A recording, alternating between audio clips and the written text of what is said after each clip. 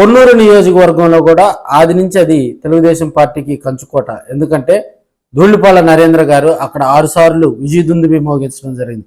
ప్రత్యర్థి ఎవరైనా కూడా ఫస్ట్ ఆంధ్రప్రదేశ్లో గెలిచే నియోజకవర్గం పొన్నూరు కాన్స్టిట్యున్సీ.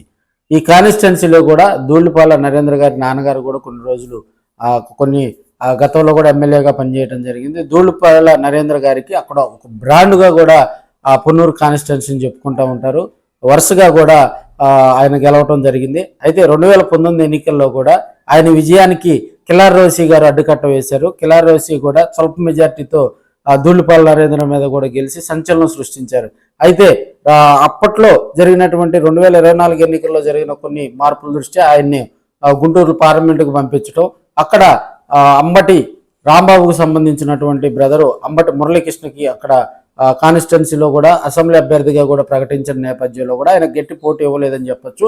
అయితే ఓటమి పాలైన తర్వాత కూడా అంబటి మురళి కొంత యాక్టివ్గా లేనట్టుగా కూడా తెలుస్తుంది. అక్కడ ఉన్నటువంటి క్యాడరు కొంత ఇబ్బంది పడుతుంది అని చెప్పి కూడా జగన్మోహన్ రెడ్డి గారికి అక్కడ ఉన్నటువంటి పొన్నూరు కాన్స్టిట్యున్సీ బాపట్లో ఉన్నటువంటి కొంతమంది ఆయన దృష్టికి తీసుకెళ్లడం జరిగింది. ఇప్పుడున్న పరిస్థితుల్లో ఆ కాన్స్టిట్యున్సీలో యాక్టివ్గా ఉండే లీడర్షిప్ కోసం వెయిట్ చేస్తున్న ధర్మిలా అక్కడ ఉన్నటువంటి కొంతమంది సెకండ్ లీడర్షిప్ కూడా యాక్టివ్గా కూడా రావడం జరిగింది. వాళ్ళు కొంతమంది పేర్లు కూడా సూచించడం జరిగింది. పొన్నూరు కాన్స్టిట్యున్సీలో అంటే బాపట్ల జిల్లా పరిధిలోని పొన్నూరు ఆయా ప్రాంతాల్లో కూడా యాక్టివ్గా ఉండి జగన్మోహన్ రెడ్డి గారికి ప్రీశిష్యుడైనటువంటి ఒక మంచి పవర్ఫుల్ లీడర్ను కూడా తీసుకొచ్చేందుకు జగన్మోహన్ రెడ్డి గారు కూడా తెరవెనుక ప్రయత్నాలు చేస్తూ ఉన్నారు.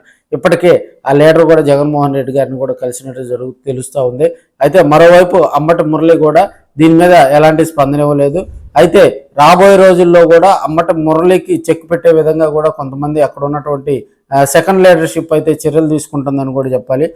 అయితే జగన్కు ప్రీశిష్యుడిగా ఉండి ఆయన వైసీపీ అన్నా కూడా వల్లమాల అభిమానం, అదేవిధంగా రాబోయే రోజుల్లో కూడా పొన్నూరు కాన్స్టిట్యున్సీలో ఆయనకు బాధ్యతలు ఇచ్చే అవకాశం ఉంది. మేబీ సంక్రాంతి తర్వాత జగన్మోహన్ రెడ్డి గారు ప్రతి జిల్లాలో పర్యటించే అవకాశం ఉంది కాబట్టి ఆ వైపుగా కూడా మరో 2-3 రోజుల్లో కూడా మనకి ఉమ్మడి గుంటూరు జిల్లా నేతలతో కూడా ఆయన సమావేశం ఏర్పాట్లో కూడా కొంత స్పష్టత వచ్చే అవకాశం ఉంది. అయితే అప్పుడే కాదు, ఆ నియోజకవర్గంలో శరవేగంగా మార్పులు జరుగుతున్న నేపథ్యంలో జగన్ అంటిపెట్టుకొని ఉన్నటువంటి ఆయన ప్రీశిష్యుడికి అక్కడ నియోజకవర్గ ఇన్ఛార్జ్ బాధ్యతలు ఇచ్చే విధంగా కూడా అక్కడ ఉన్నటువంటి లీడర్షిప్ అయితే చర్యలు తీసుకున్నారని కూడా కొంత తెలుస్తుంది. పొన్నూరు కాన్స్టిట్యున్సీలో కూడా అతను పరిచయం ఉన్న లీడర్ అని కూడా కొంతమంది అయితే చెప్తా ఉన్నారు.